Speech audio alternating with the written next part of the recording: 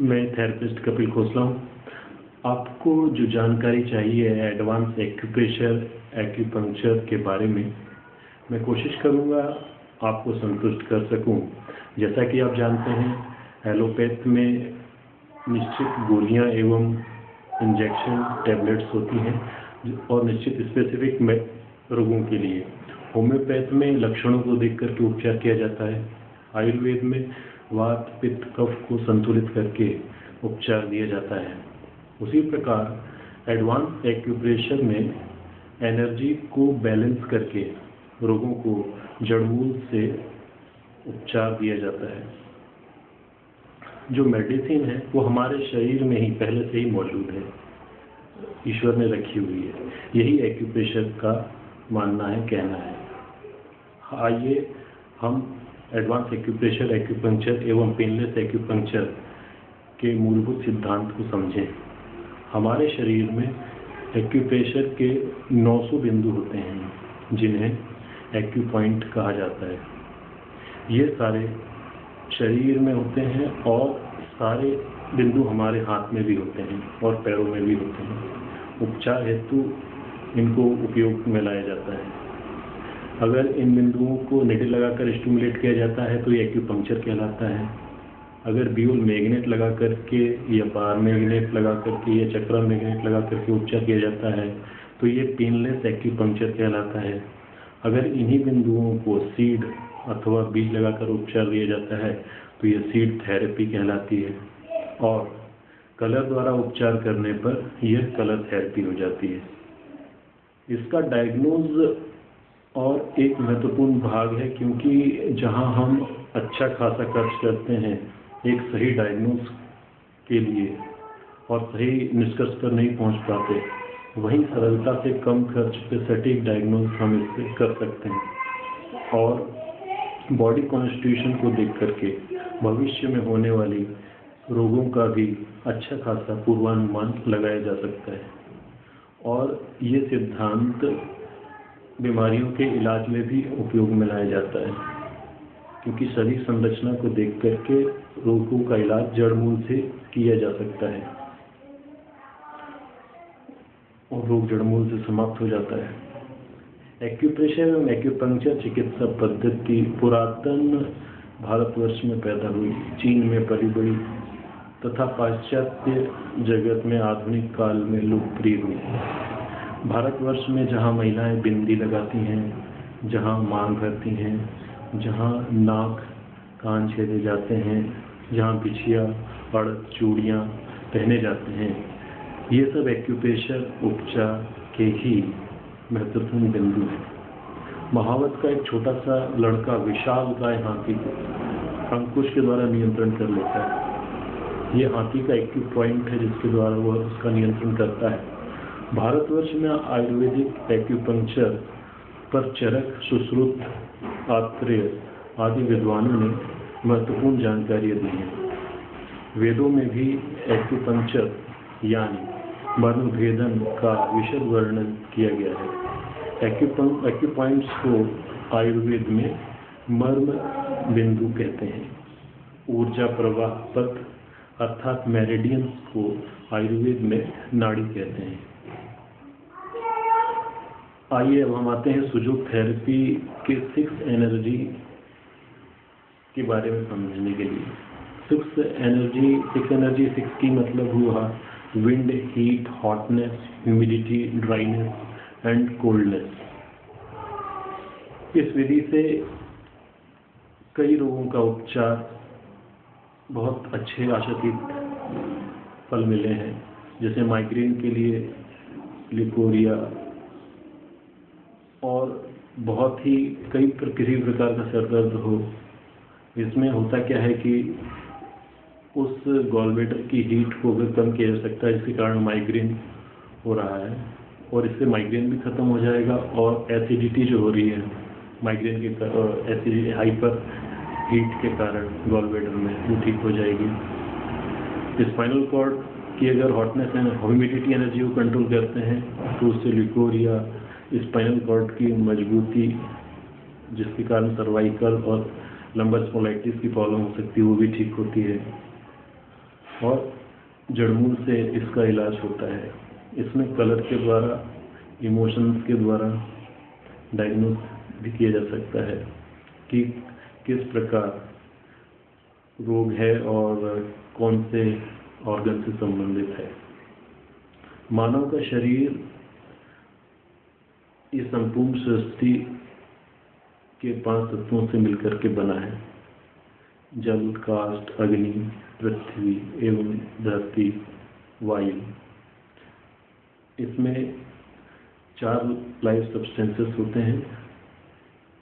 पहला है क्यूई, प्राण शक्ति, ब्लड, रक्त, बॉडी फ्लूइड्स, शारीरिक द्रव, और लाइफ एसेंस, जीवन सत्व। मानव शरीर में कुल 5 तत्वों या 4 जीवन तत्व, जीवन सब्सटेंस को असंतुलन जब ये होते हैं तो मन और शरीर बीमार हो जाता है, और ये संतुलन 8 प्रकार का हो सकता है। 8 प्रकार से संतुलन हो सकता है: yin yang, excess, deficient, external, internal, hot and cold.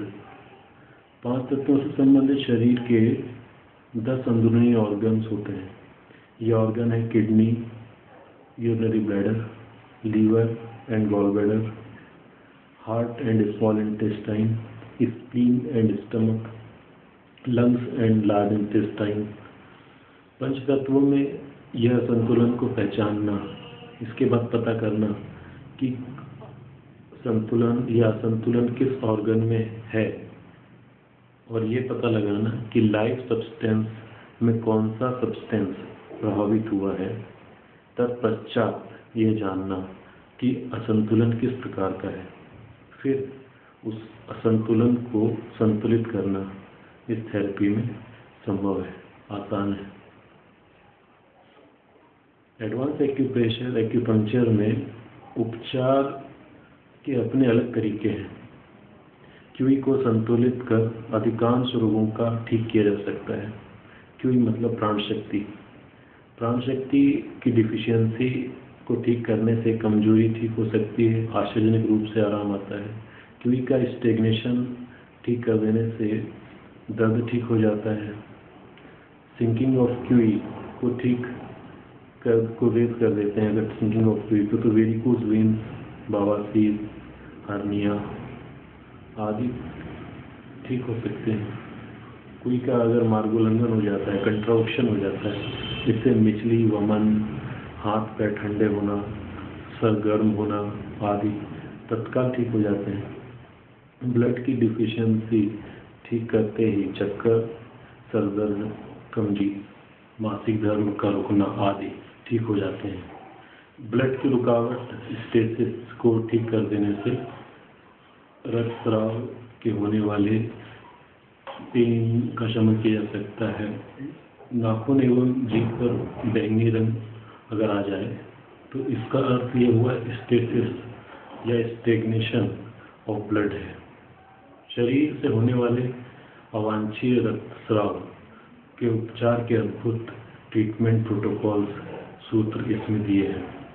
Body fluids घट जाने से ड्राइनेस हो जाती है, और इसके बढ़ जाने से शरीर में सूजन आ जाती है, और जब बॉडी फ्लूइड्स स्प्लीन, लंग्स एवं किडनी में एकत्र हो जाते हैं तो वे बलगम बन जाते हैं। यही गर्मी पाकर के फ्लेम स्टोन बन जाता है, और ये जो है गांठ का रूप ले लेते हैं। इन सब के उपचार के सूत्र एडवांस एक्यूप्रेशर, एक्यूपंक्चर में दिए गए हैं। ये बताता है कि जीवन सत्व को आचार विचार विहार को सत्वगुणी नियमित एवं रेगुलेट बनाकर शुद्ध और संशोधित कर परिवर्तित बनाकर श्रेष्ठ एवं सहज जीवन यापन का मार्ग प्रशस्त किया जा सकता है। ये एडवांस एक्यूप्रेशर के सिद्धांत हैं। जब मानव शरीर में ऊर्जा व प्राण शक्ति शारीरिक द्रव कहीं रुक जाते हैं तो उस रुकावट को स्टेसिस कहते हैं।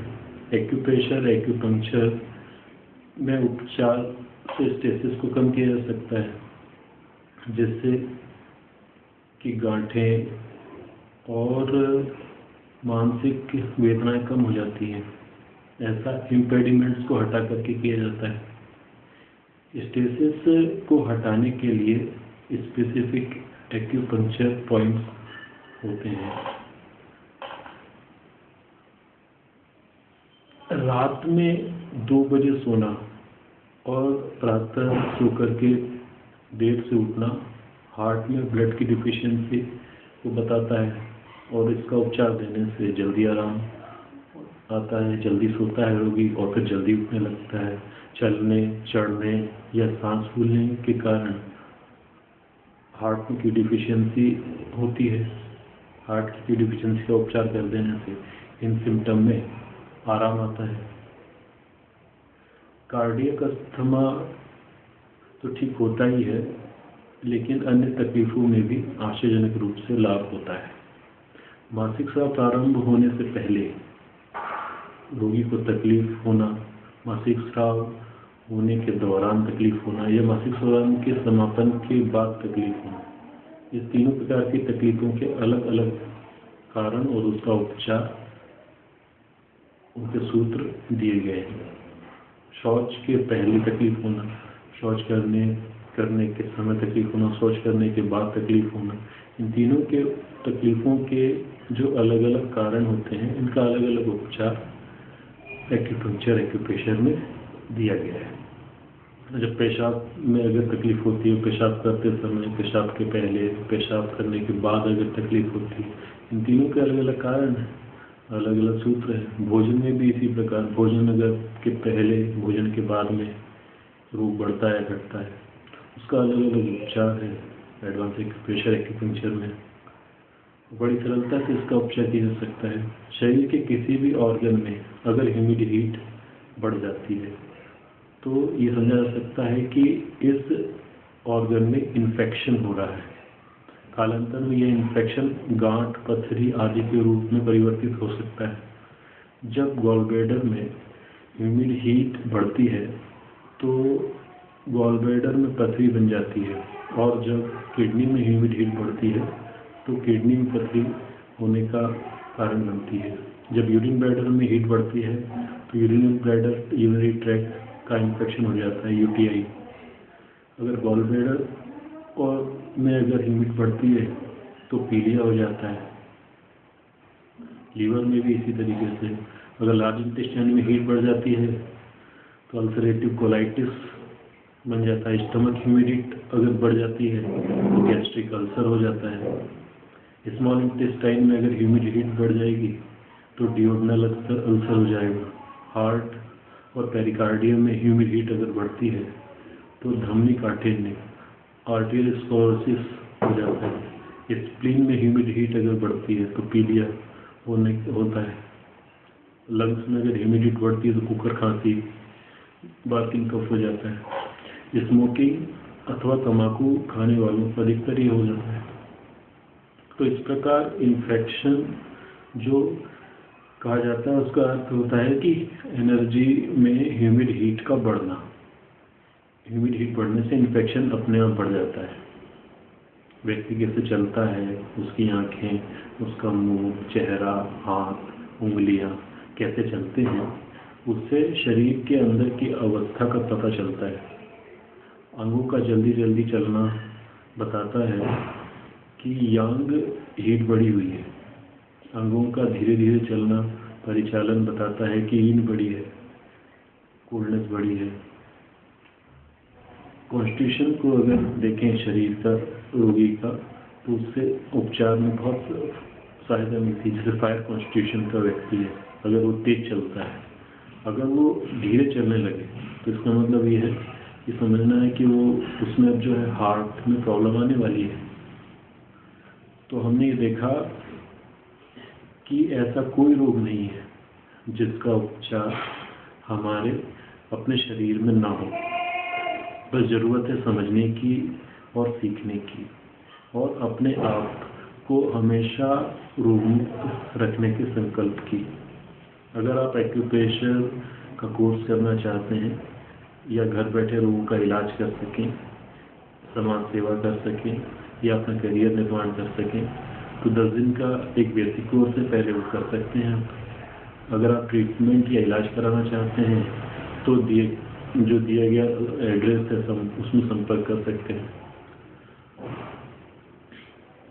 जो पेशेंट किसी कारण से क्लिनिक नहीं आ पाते हैं उनके लिए होम विजिट की सुविधा भी हम लोग देते हैं संस्थान की तरफ से।